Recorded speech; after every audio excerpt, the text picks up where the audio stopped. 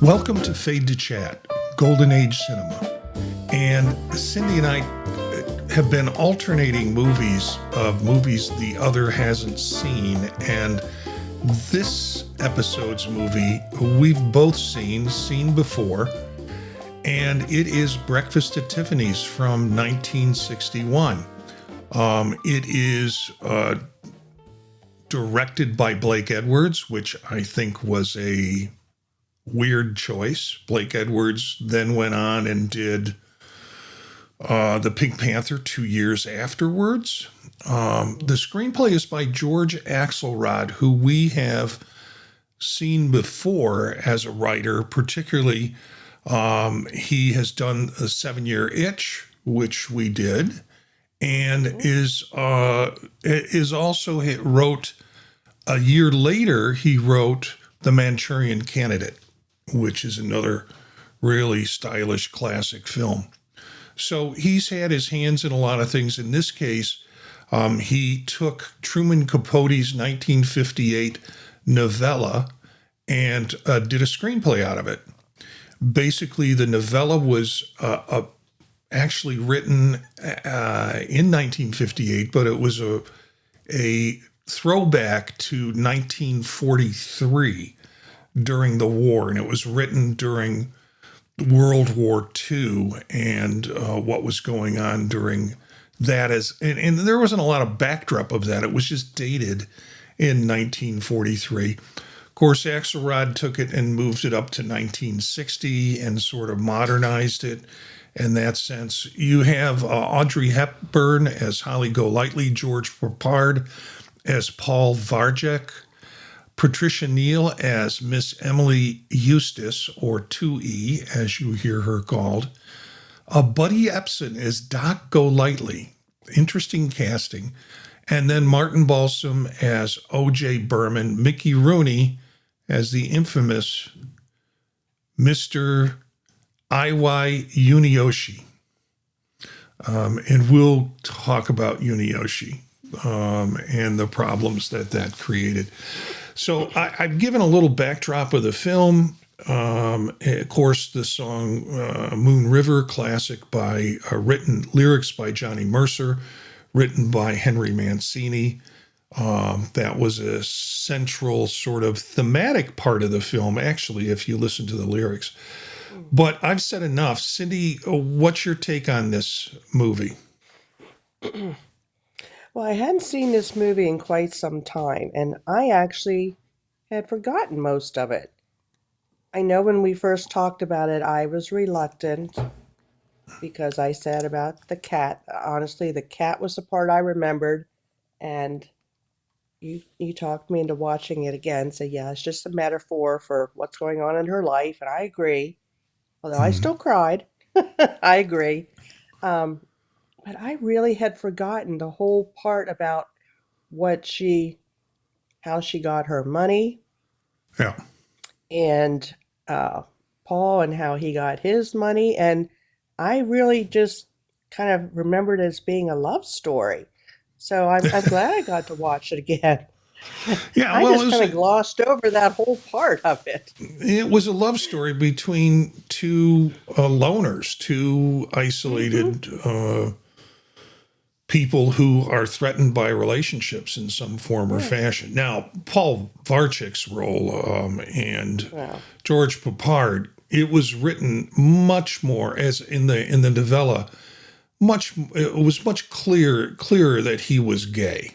Yes. And it's almost a little bit of autobiographical Truman Capote thrown in there. In fact, Truman Capote wanted to play Paul in the movie, and Yes. they said, no, that's not going to happen. But yeah,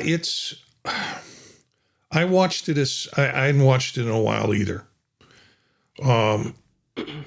I didn't forget parts, but I knew that there were parts that were coming, like when Doc Golightly shows up and what the whole background story of that is, that Holly Golightly is not really never existed. That's something that Audrey Hepburn's character made up. Lulu May, I guess. Lulu Yeah. May Golightly would have been her married name. So I remembered some of the different story arcs, including the Sally Tomato, and that whole story arc that led to a climax in the film and a decision point in the film. I remembered the party scene. I thought it was kind of insufferable when I first saw it, and still am kind of insufferable about it. It's really dated. It's kind of Blake Edwards-y, wacky. And so I didn't know what this movie wanted to be. Was it meant to be a comedy, or was it meant to be a story about relationships? And so I stopped watching it just at about the stripper scene, which was like an hour into the film, where they're both drinking and watching a stripper perform. And I also kind of didn't get, why was that scene necessary? So I stopped watching it. Not that I was upset with the film. It was just like, I need to give some rest between this. And then I watched the rest of the film yesterday, and so I could be fresh with it today. I will tell you, the thing that I enjoyed most about this movie was the acting, and particularly Audrey Hepburn. This was a stretch for her to play. She is used to playing introverts in a lot of her films prior to this, and instead she gets to play an extrovert. And so she was anxious about taking on the role for that reason. Right. But just watching her, little nuances in her face, tears coming up, quizzical sort of looks that she does, a little bit of a smile here when she knows she's just remarkable. I thought remarkable acting. In turn, George Peppard was kind of wooden, and there's you want to talk a little bit about George Peppard and the trouble he made? Well, I heard he was very difficult to work with on set, that he was a method actor. Yeah. And apparently he was very difficult, and I guess he was not good at improvising. He just, however it was written, he just, that was that, and he just kind of played it straight. I didn't really understand. I didn't see the connection between he and Patricia Neal. And in fact, it called her 2E. I thought, what in the world? What did that refer to? 2E? Was that his apartment number, or what was that? There was never any explanation. He, and Well, how did they yeah. meet? And she was married, but yet she was keeping him. I mean, if you looked at his apartment was fabulous. Well, it was Fabulous. garish, actually, I Yeah. thought. But yeah, but I mean yes, it Yeah. was. It was over the top. But his closet and everything, I thought, is that the same building that Audrey Hepburn lives in? Yeah. Um, that relationship was very odd. Yeah. I I don't guess he think, needed the money because he was a struggling writer and he wasn't writing anything. yeah. But Patricia that Neal, one bothered me. she had more written into the show, written into the movie that never Mm, made it into the movie. So her character okay. was to be expanded a little bit more. Okay. But then they filled it with like party scene, and Hmm. they filled it with like Mr. Yoneyoshi and his stuff. It, to me, the movie was not confusing to follow, just broken up in a way Yeah. that, having seen that, now we can go into all the arguments about how Axelrod really changed the end. And, Yeah. we're Yeah. not, we are pretty clear we're going to do spoilers during this show. I don't think it keeps you from going and seeing the film and if you haven't seen it yet. I think it's a good film folks should see. But there's the Unioshi issue, and then there's also the change in the ending, which Capote hated and turned it into a love story at the end between what was originally a gay character and they suddenly became heterosexual for each other. And there was even implied that that Audrey Hepburn's character was at least bisexual in this. Oh, So I didn't know that. yeah. So they went, particularly from the original novella. There's some lines in particular when she's watching the stripper. There's some implication in that too, Well, and so it's just weird how they took the ending. Most people remember the ending. It's kind of a feel good. yeah. Two loners lost, just like the Moon River song goes, find each other in the end, and it's all kissy and good. It's not how it was originally written. Holly gets in the cab and basically lets go of the cat and then disappears. Suspected that she went to Africa Right. and to live out her existence in Africa. And there's actually not a scene, but written in a novella. It's narrated by what would be Paul Varjek, I guess, the narrator. And he is in a bar, and there is this wooden carved mask that looks like Holly. So the thought was that she went to Africa and evaded all of the stuff that was going on and lived her life out in Africa, which is an unsatisfying end to a Hollywood movie. I would find it perfectly satisfying. Yeah, you If would. they shot the scene and there's this mask in the background of the bar hanging on the wall that looks like we don't know where she went, but it looks like Audrey Hepburn. It's like, yeah, cool. I can get it now. But we remember the Johnny Mercer song and the lyrics at the end where she finds the cat in the rain and they're kissing and the camera takes a close shot, then a mid shot, and then an overhead shot to end off the film with the lyric. Anything other about this that you saw? There's some great trivia with this film. Too much to begin with, but Yeah, there really is. And you forgot to mention how many cats. I'm focused on that cat, Marty. I know. I know. Sorry about that, but Yeah. anyone who's a cat lover, they had what, over 200 cats Audition. audition for the part of this cat. I love that. And what do they Over choose, like 200. 9 to work Yeah, they with? had 9. Uh-huh. They had 9. Yeah. And the cat, I was worried about that poor cat in the movie. I didn't think she, except for the part, I mean, obviously, she took him out of the cab and out in the rain and he was soaking wet. And I read that they had to do that scene multiple times. They had to keep blow drying his fur because he got Yeah. soaking wet. They'd have to dry him and blow him dry. And anyway, and she was that scene upset her, I heard, because she did like Yeah. animals and that upset Yeah, her to she's very do much an that. animal rights activist.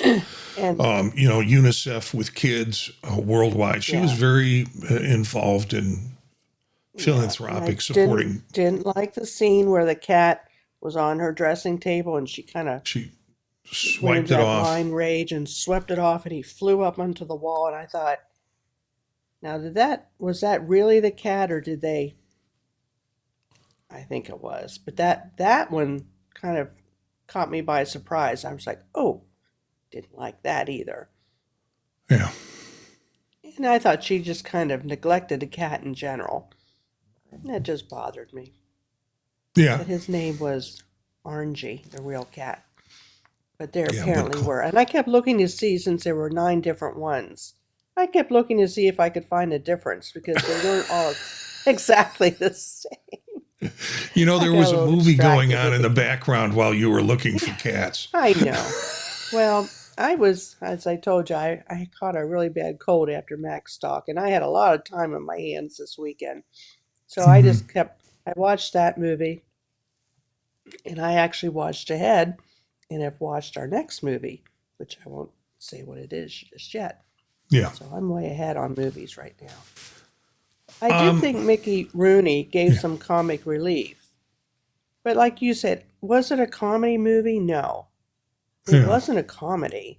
I don't know how I would characterize it.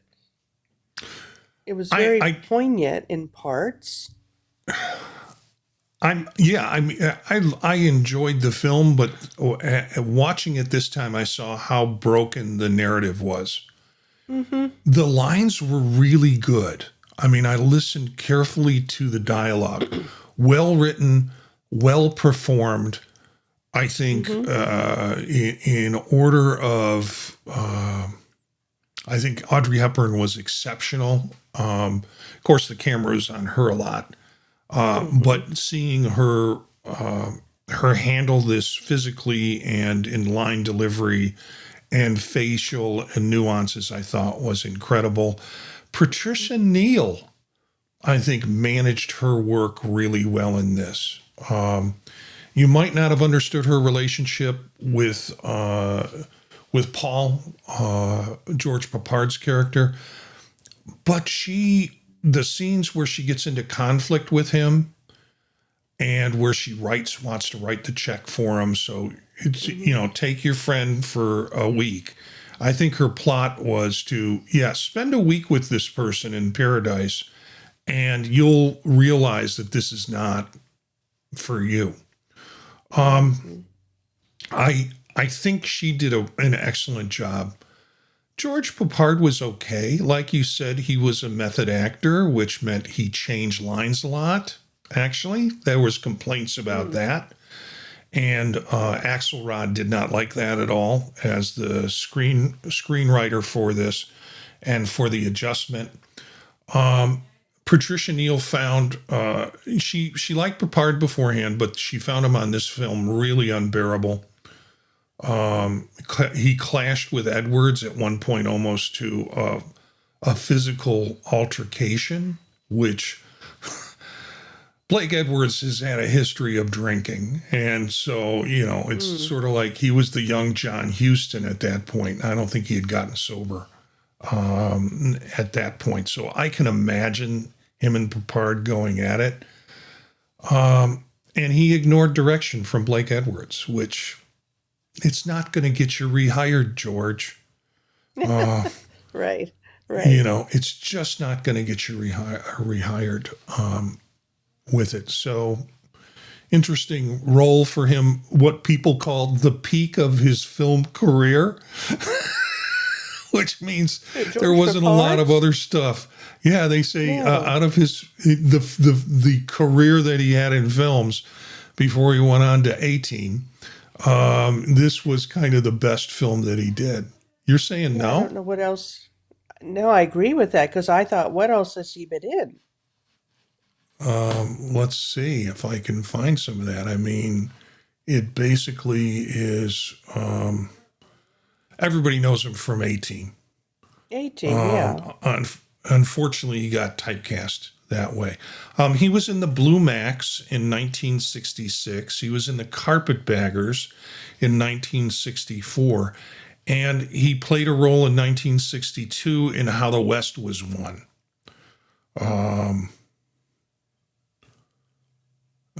And a lot of shows, Twilight Theater, Treasure of a Yankee Zephyr. He appeared in Chips, Battle Beyond the Stars. Yeah, just a lot of fluff. Not much in terms. He was Banachek for 2 years and 17 episodes. So TV, essentially. So yeah, not, but no. I mean, I'm sure he made money as an actor and was an active actor, but this might have been his best role, even though he did everything he could to kind of destroy the character and redo it in his like.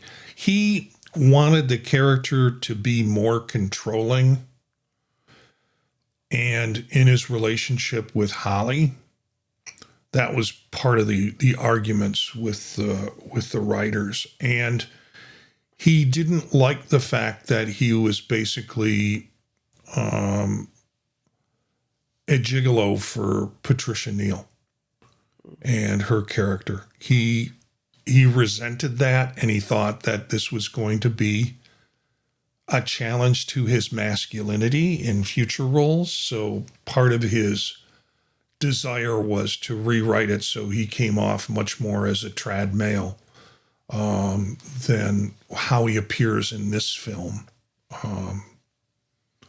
So yeah, there are lots of issues with George Peppard.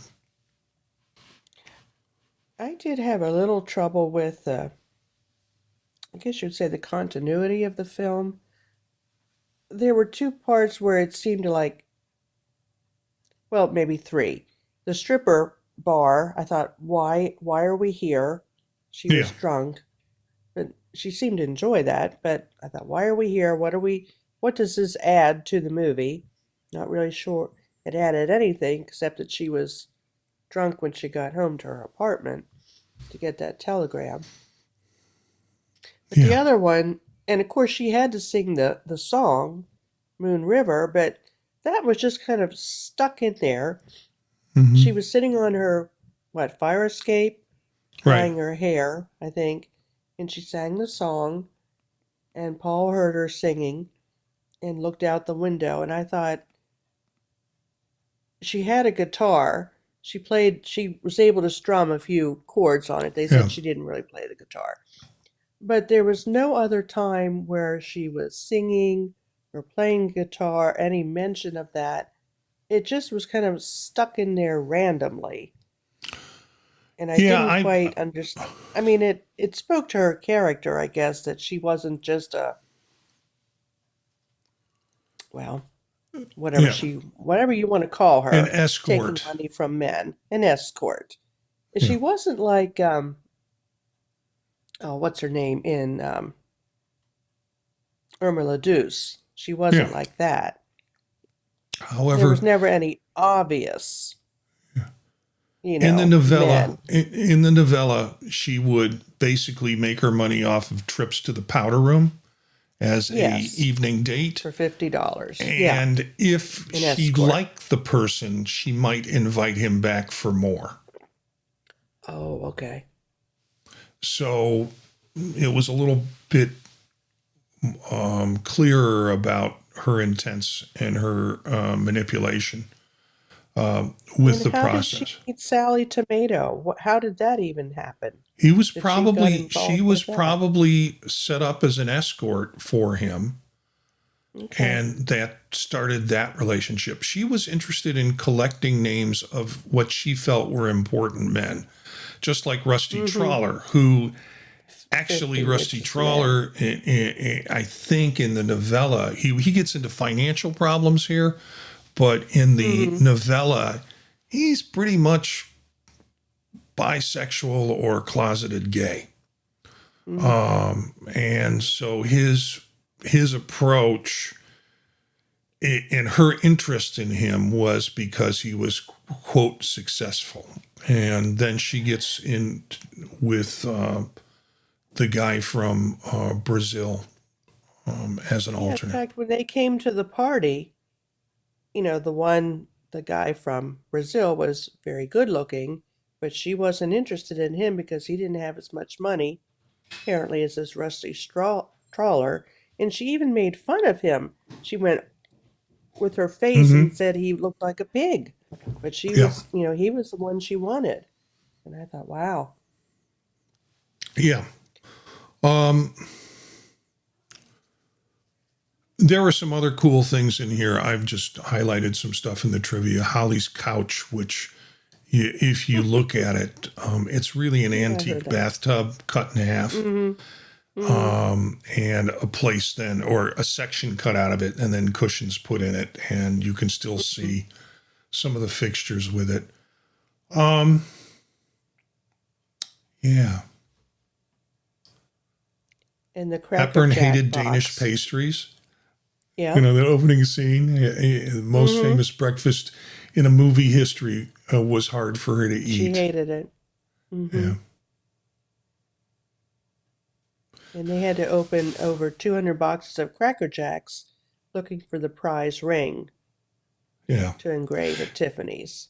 I That. watched, yeah, to get it engraved, and Mm-hmm. the prize during that time in Cracker Jack was a whistle. Whistle, yeah. I never ate much Cracker Jack. That didn't appeal to me.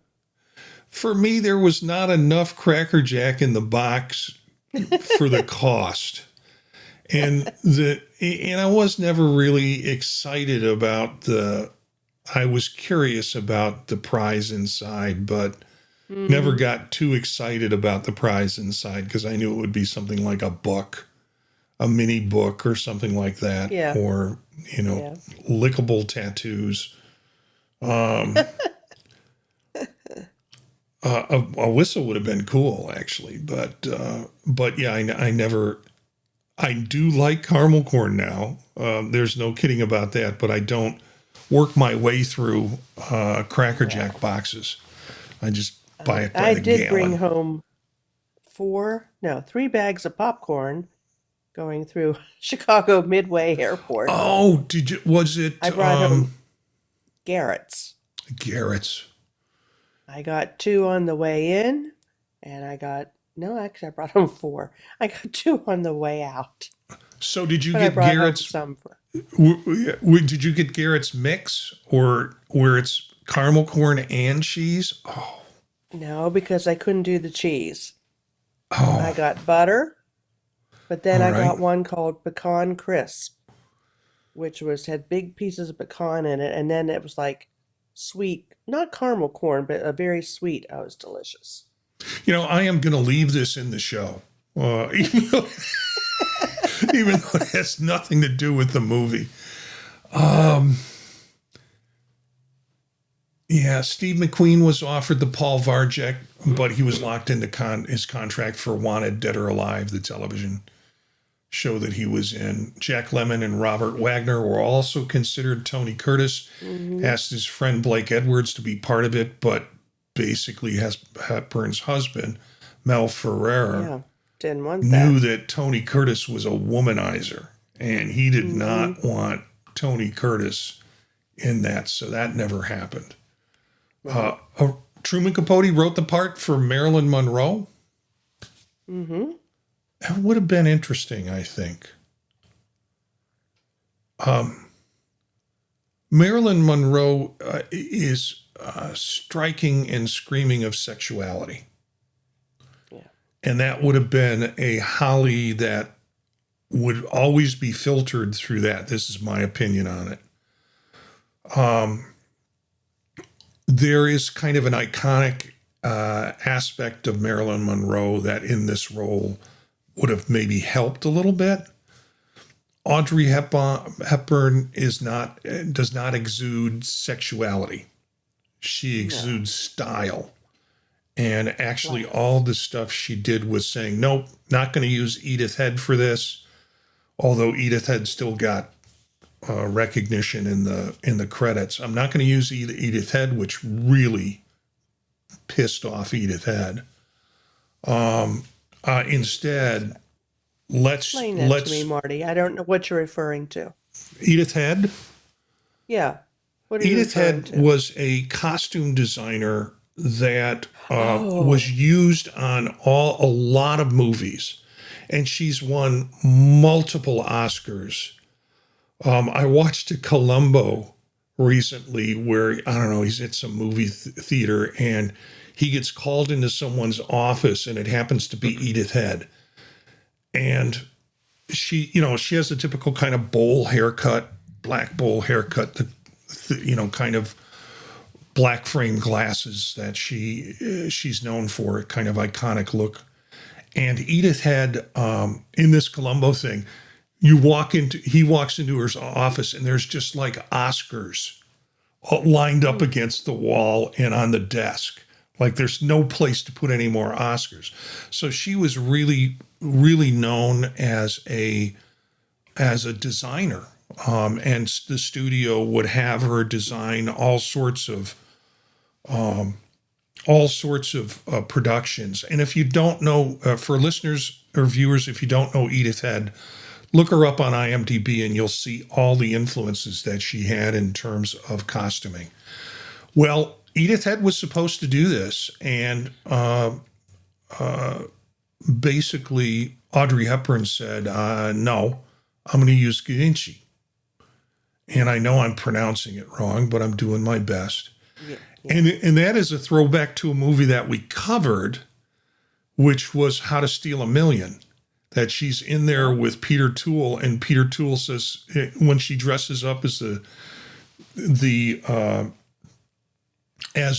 wash woman who's going to wash the floors and break into the theater, Peter Toole says, well, at least Givenchy will have a night off. That's true. So yeah, I remember that line. she used Givenchy throughout this film, creating the iconic looks with the large brim hat, the little black dress that actually transforms to like 3 different dresses throughout the movie, and kind of put Givenchy on the map, and also put her choice of costuming on the map, that she kind of controlled that as part of her image and part of the style. She was going to work with her designer. So that really upset Edith Head, but she had so much star power at that point that they couldn't do any. But Edith Head did get a credit at the end of the movie for the costume design, or, I forget what it was, but it wasn't as direct a nod to Edith Head in this film. Okay. So an interesting sideline from this, Audrey Hepburn was concerned about her image and any appearance of being over-sexualized in the film. And she did it. She pulled it off. At one point, Shirley MacLaine was going to be considered for the role of Holly Golightly. Well, the next film they star in, the next film they both do, is a film called The Children's Hour. And in that story, the storyline is, I haven't seen this film, but now I'm really tempted to see it. The storyline is 2 women who are friends kind of get accused of being lesbian and lesbian lover. Now, this is 1961 when the film came out. It was supposedly, from what I've read, a pretty remarkable film. But, to go from Holly Golightly to what is a construed lesbian relationship in 1961, whoa. So, and then, then after that, she's doing Charade, which we've both seen. Then sure. My Fair Lady in 1964, and then How to Steal a Million in 1966, which we covered. So, interesting acting choices, considering the concern. But this movie, I think, really kind of took her out of the quiet, introverted, I'll let a man steal my heart type of roles in it. And for that reason, I think it's a classic. I, of course, look for some color throughout the movie, the Tiffany blue. Yeah. In the very beginning of the movie, when she was coming into her apartment, there was not a taxi, but a blue car. It was just that, it wasn't bright blue. It was like a robin's egg blue, which is Tiffany Hmm. blue, passed by. I thought, okay. And then when, um, what's his name? George Peppard was coming Pardon. to, yeah, when he was coming to his apartment the very first time, same thing, that same color car passed by. And when she was putting on her makeup in the morning, she had a blue eye pencil. It was very definite, Tiffany blue. And the sleep mask that she slept with, that was a Hmm. darker blue, but it was blue. There were pops of blue all throughout the movie. Some were more of the Tiffany blue, and some were not. But I kind of had my eye out for that. I had this on Apple TV. It was a movie that I rented or basically bought, but it had extras on it.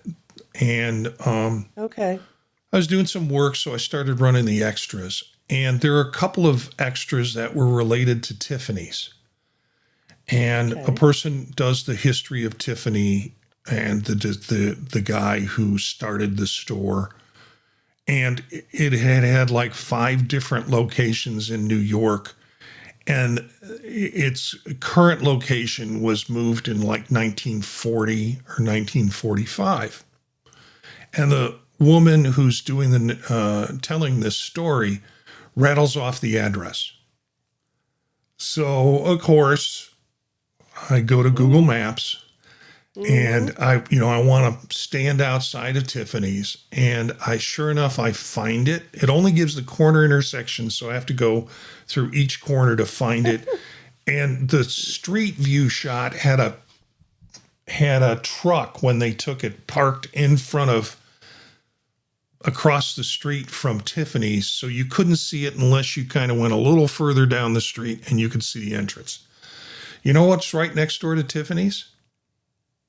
No, I hate to Trump think. Tower. Really? Yeah. Mm, And you go down interesting. the street, you see everything gated off. You see police officers standing in front of it. Oh my gosh. It's very weird.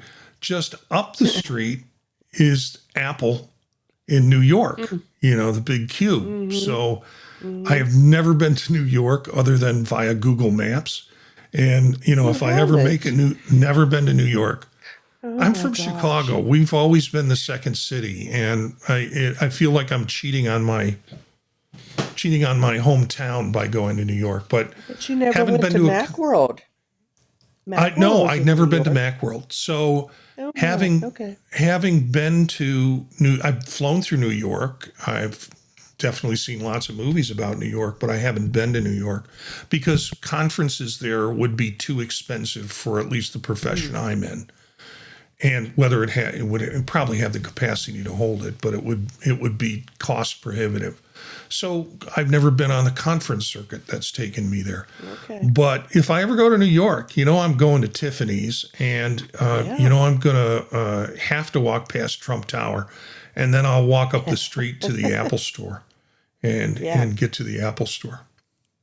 Well, I've never been to Tiffany's in New York, but when we go to Vegas, I've seen Tiffany's, and I always go Uh, by and I just look in.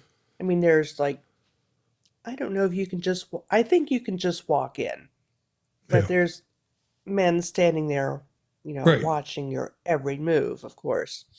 And I did love the Tiffany salesman, John McGiver. cover, yeah, We've seen him many, many times. I love him. yeah. This documentary on Tiffany's, there was a piece about the blue box and the iconic Hmm. Tiffany blue box with the white ribbon. And they're like, we've maintained that over the years. It is a sign Yeah. that when you're getting something from us, that it is classy and it is meant Hmm. to be classy. Um, the other thing about the Tiffany story was there was a guy who was being interviewed for this, and he had written a book called Tiffany's the first 150 years, which I guess came out in like 1985, sometime in the 80s. And so he contacted Audrey Hepburn and said, would you be willing to write a piece for the book in terms of, and she was a big fan of Tiffany's. Tiffany's was a big fan of her. Sure. And so he reads this insert that he put in the book that was just beautifully written by her. She was living in Switzerland at the time. And he said, I got this call in what would have been the middle of my night. And she said, I've just sat on my balcony and written this. Would you like to hear it?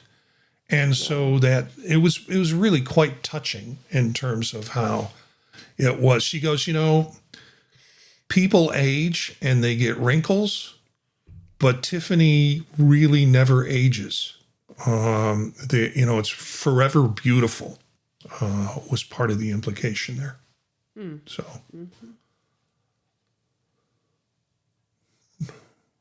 Huckleberry Hound Mask, which is what George Peppard had, and then it becomes in the song your Huckleberry Friend. That was actually supposed to be, I think, Blue River instead of Moon River. And so they were putting all sorts of, Mercer put all sorts of metaphors for blue in terms of berries and such. You mentioned her guitar singing on the balcony, but I don't know if you saw that in the final cab scene. They're driving and her guitar is in the front seat. It was there, yeah. Yeah, so Paul cleared out her apartment, brought what was important, including Cat. The cat. Because the intent was to take her to a hotel so she could lay low. And that was kind of a different experience.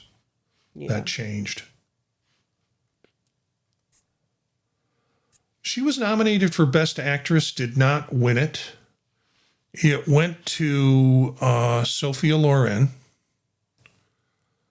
that year for Two Women. Piper Laurie was also nominated for The Hustler. Have you seen The Hustler? Paul Newman. Yes. Yeah. Piper Laurie, magnificent in that. Geraldine Page for Summer and Smoke, and Natalie Wood for Splendor in the Grass. No, that's... And Sophia Loren won that over Audrey Hepburn, Piper Laurie, Geraldine Page, and Natalie Wood that year. Of course, the best West Side Story was all over the place in terms of the movies. Judgment at Nuremberg, best writing.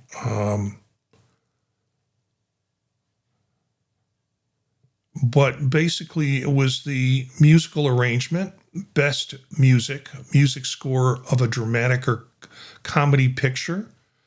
That went to Henry Mancini, and best music or best song was Moon River. Those were the two that kind of pulled out and won Oscars that year based on this film.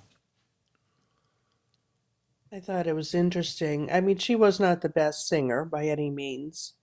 She had a very, how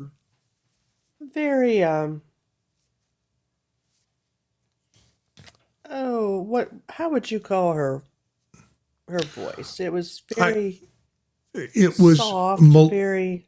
Yeah, melodic it was speaking. Only one... Yeah. She was able to move to the notes, but it was also breathy. So she wasn't... So there was only one octave. Yeah. Because she didn't have the range. Yeah. It was interesting. I used to play piano. I took lessons for about 3 years. And it said if you play that song on the piano, you would not use any black keys, meaning there's no flats, there's no sharps. I thought, well, that's interesting. Yeah. Yeah, I'd like to play it now. Yeah. So what was your octave range vocally? Well, I don't know. I sang in the church choir for a little while, but my sister was the singer. I mean, my sister took voice lessons, and she was in the high school. She went on, and she has a beautiful singing voice. Yeah. I was not blessed with that. No. My mother had a great singing voice. Supposedly, I have a good singing voice. I haven't exercised Do it in you? a while. My daughter has inherited and has a remarkably trained singing voice. She teaches vocal performance. I thought about that. Yeah. Yeah. And Yeah. so I pay attention to singers a lot, Hmm. particularly. And sometimes I consult with my daughter. What do you think of this? Hmm. If I watch enough Barbra Streisand musicals, it's sort of like, I get it. I get why people like Hmm. her voice. And, Hmm. I will test those kinds of things with my daughter when I find things that are interesting. Let's talk about Mr. Unioshi. Unioshi. Yeah. That kind of went past me too. The first time I forgot about him. I actually forgot that it was Mickey Rooney. Yeah. Had to go back and yeah, a Yeah. lot of controversy there. One of the extras that I saw on the Apple version of the movie was really talking about Asian depiction in films. And I'm not an apologist for this movie on this. I am surprised people who are in the place of being artists couldn't recognize it. Uniyoshi's not written that way in the novel, a novella. Mm, He's a quiet person. He doesn't complain. There's little dialogue, from what I understand, with him. He's not this over the top caricature that Mickey Rooney okay. portrayed him at. And that was dreamed up by Blake Edwards. And he found his old roommate, Mickey Rooney, to Hmm. be able to take on the role. There's some physical comedy there that's pretty funny. That same physical Yeah. comedy could have been done by an actual Asian actor, and that would have kind of changed the whole view of the character. Not wouldn't it change the whole view of the character, but it would have not had the baggage that having someone Right. white, covered with makeup, with false prosthetics, and hair blackened and slicked back as a caricature, as a stereotype. If this would have been played by an Asian actor, um, I'm not sure. I don't know. I I have to say like I said, I didn't even realize it was him at first until I read all the controversy. I laughed out loud at him when he like stubbed his foot and ran in and went "Grr," ran into the Yeah. lighting. I thought his physical comedy was very funny. Um, but then I read about all the controversy with it, and then I felt bad for laughing. And then I thought, well, it's a character, and it's a movie, just like Audrey Hepburn, playing her role. It's a role, and I really, I guess I kind of glossed over it a little bit and didn't look into it quite that deeply. Yeah. The only apologetics is that we didn't have those kinds of sensitivities in the No, 60s.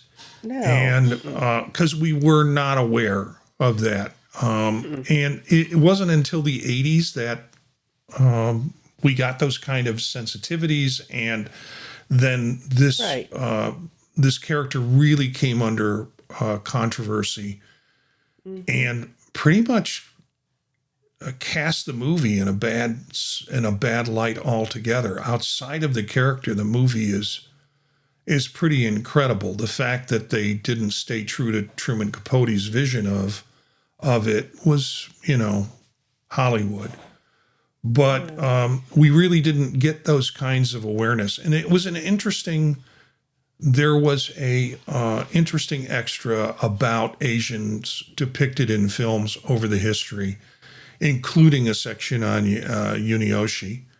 And,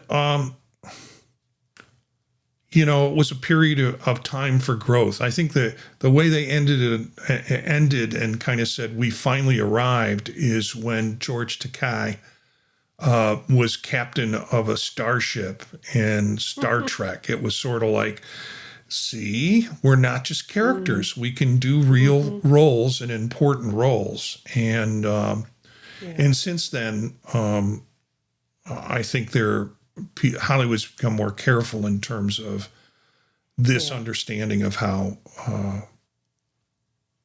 and then the weird thing was it sort of feels like, was this a publicity stunt, or did they really realize that they were treading in bad water when they said, we're just going to say it's played by a famous Japanese comedian, Ohayo Arigato, which is hello and thank you in Japanese. Goodbye. Yeah.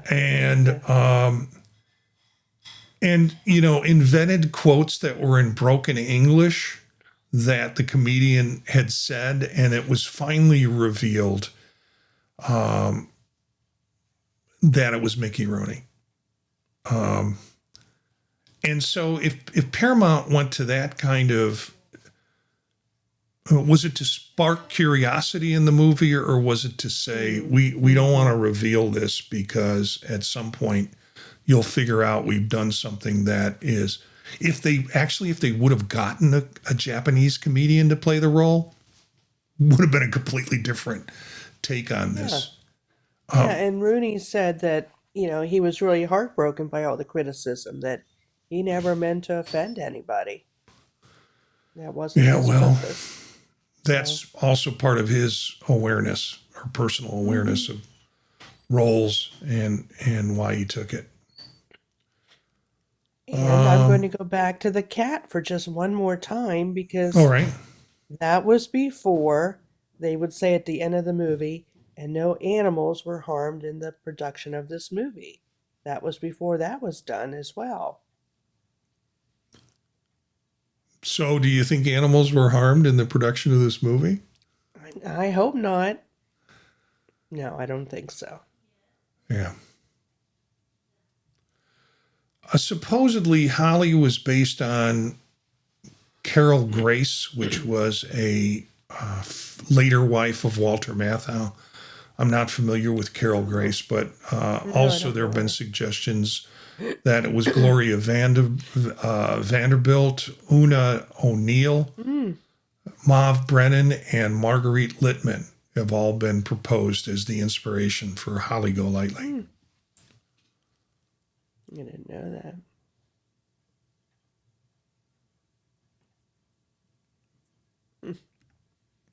And then this I found really kind of an interesting, and it was like, when I read it after I saw the film this last time.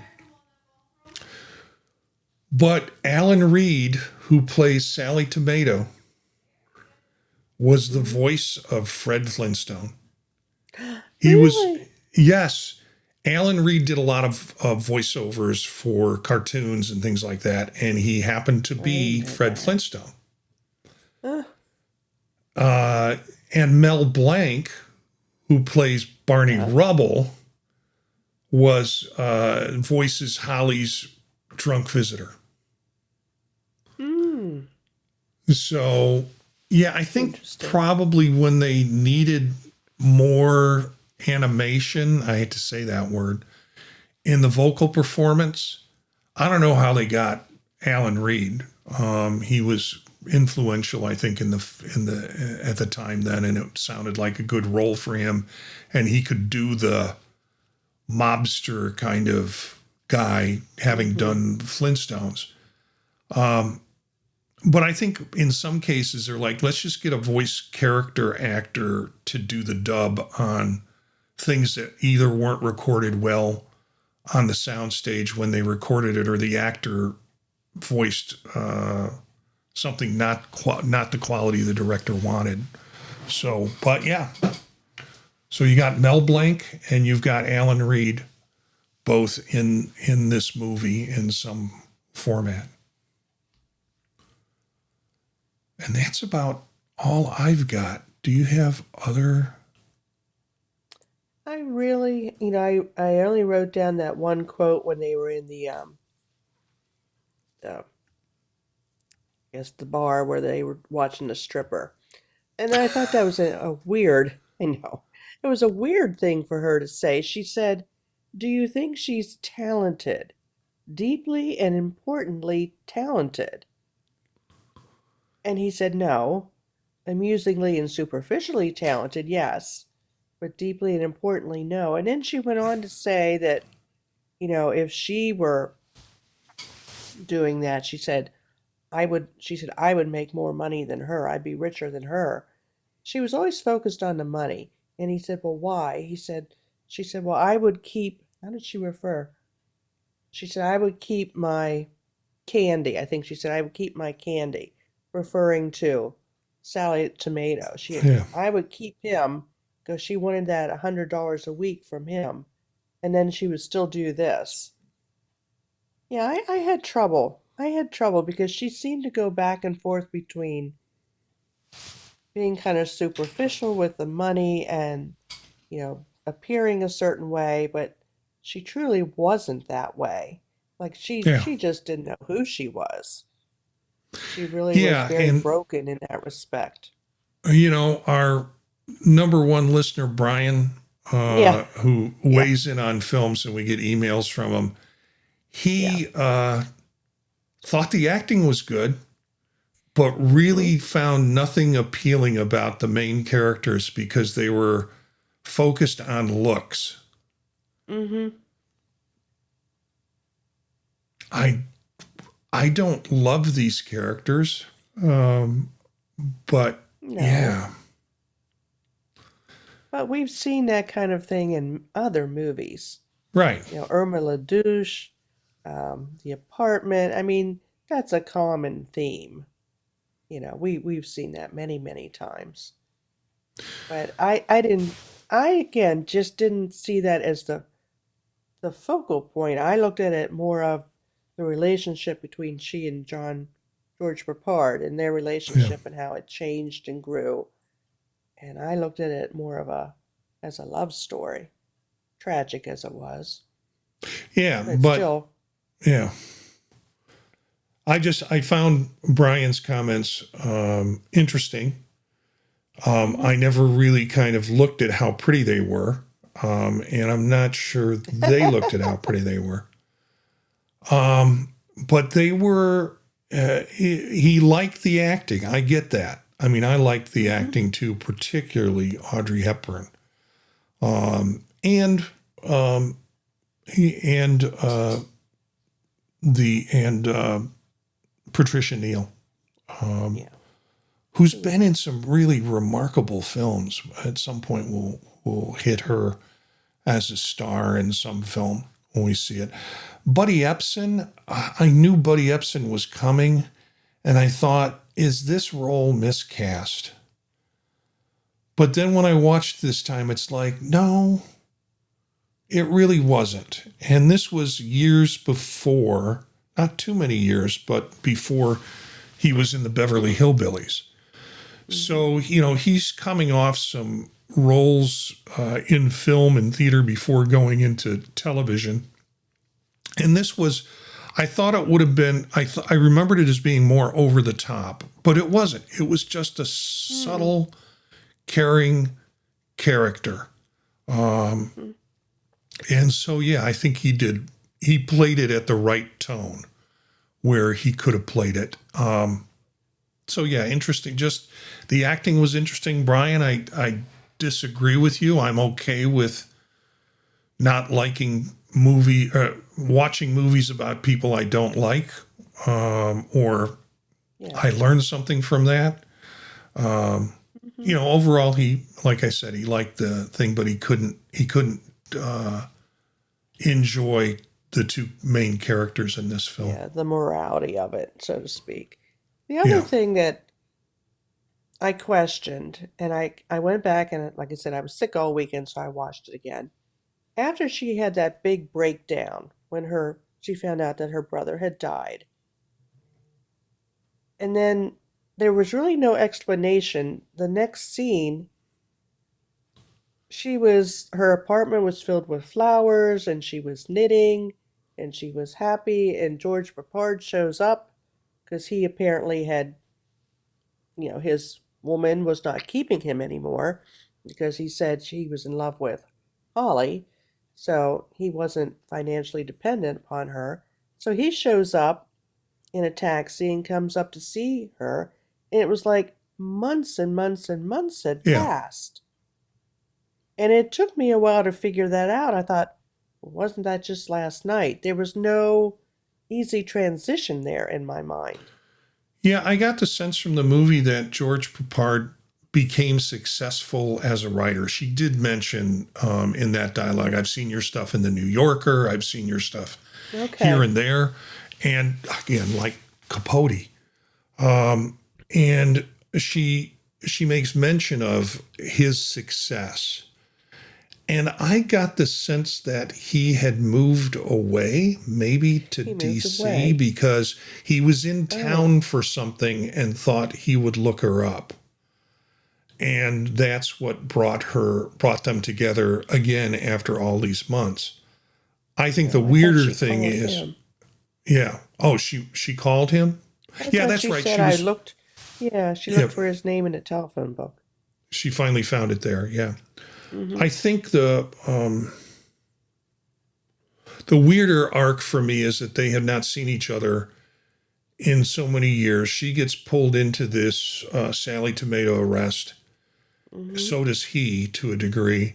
So that happens in a short period of time, 24 hours.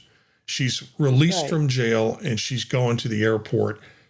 Uh-huh. And he talks about how much he loves her. And I thought, you were gone for all this long period of time, and now you're back professing your love for her. I just kind of thought was a little bit too much of a narrative leap with it. Mm-hmm.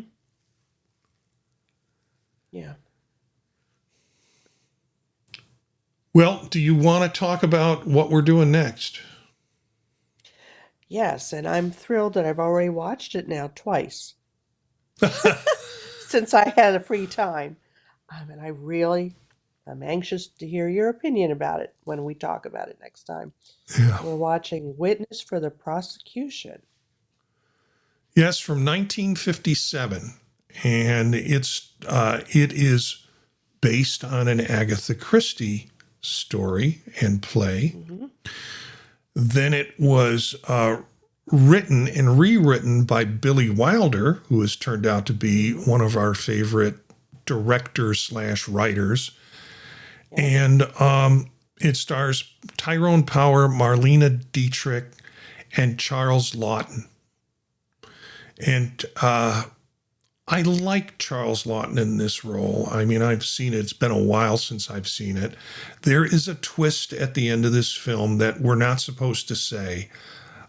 Be prepared when we cut that episode. We're going to talk about it because you can't not talk about it. And then Elsa Lancaster plays the nurse. I love her. Who and we saw her in Gaslight? It was one of her earlier roles. She was in Young Frankenstein, which we haven't talked about yet. She was in Young Frankenstein? Yes. Where was she in Young Frankenstein? She was in The Bride of Frankenstein. Are you sure? Was it The Bride of Frankenstein? I thought it was Young Frankenstein. No, I'm looking through her IMDb right now, and I don't. Okay, it was The Bride. She was The Bride of Frankenstein. Oh, and The Bride of Frankenstein. She played Mary Shelley, telling about The Bride of Frankenstein, and then she shows up in her narrative story. She was married to Charles Laughton at the time. So she plays his nurse and was also married to him. But Bride of Frankenstein, you're right.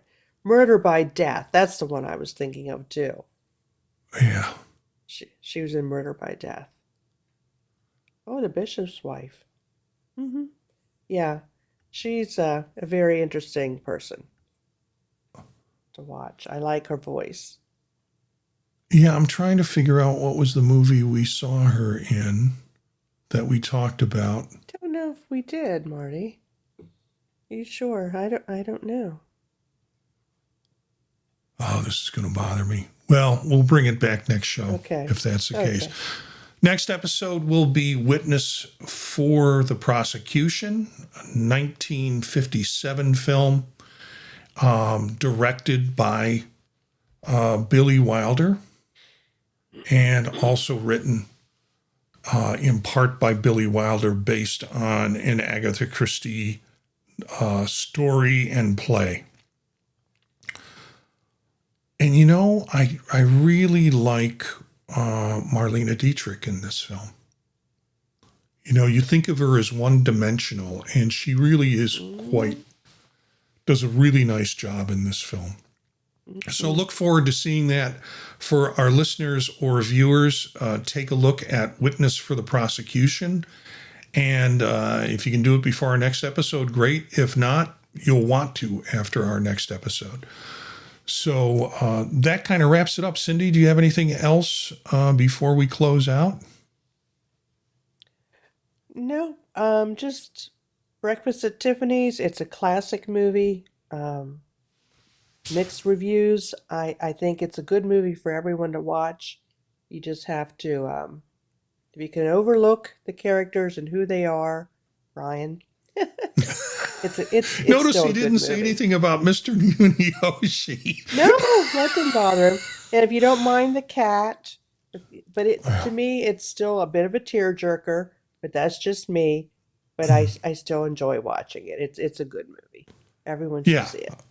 Yeah, it's a one good of those movie. movies you want to maybe watch every Every 5 once in a years or while. 10 years. Yeah. Yeah. You want to go back and because it has a certain amount of creature comfort in watching this film because the characters and the acting are so good in this film. So yeah, I would rate it high. And even though I'm a little bit more aware of and you are too, I know, Cindy, about the implications for the characters that were in the film, particular Mr. Yunihoshi. So thanks for watching Fade to Chat. You can subscribe at youtube.com/@Fade to Chat. That is our channel. Subscriptions don't help us financially, but sure help us morally. We feel better about the work we're doing when we have that. You can contact us via email at thepodtalknetwork@gmail.com. And I am working on an additional idea. It's going to be a short, maybe 6 to 9 minute called One Scene. And it'll be one scene from the movies that we cover. Maybe we'll start next week for Witness for the Prosecution. Still developing. It's called One Scene, A Counselor's View of the Movies. And it will take one scene from the films that we talk about, and it'll be parallel podcast or video cast where I'll talk about some of the mental health implications and how it's being portrayed in the film, not just poorly or in a good way too. Things that counselors deal with and see within that. So I'm taking a shot at a solo individual. I've never done a podcast that is just me. I'm keeping it short for that reason. Because I just want to try the experience of a solo-based podcast. And this will be a good crossover for counselors who like movies or just for movie people. You get a different view of it, and it'll cross over and tie into Fade to Chat if you want the full, the full story and narrative and trivia around the movies. This is where you'll go to Fade to Chat. So look for that coming up in the future. You can check out everything our network does at the podtalk.net website, and you'll see all the other podcasts that I'm involved in and podcasts that I'm really pleased to be asked to be on. So Cindy, for Cindy, Spread the word to other Golden Age cinema lovers and keep the projectors rolling.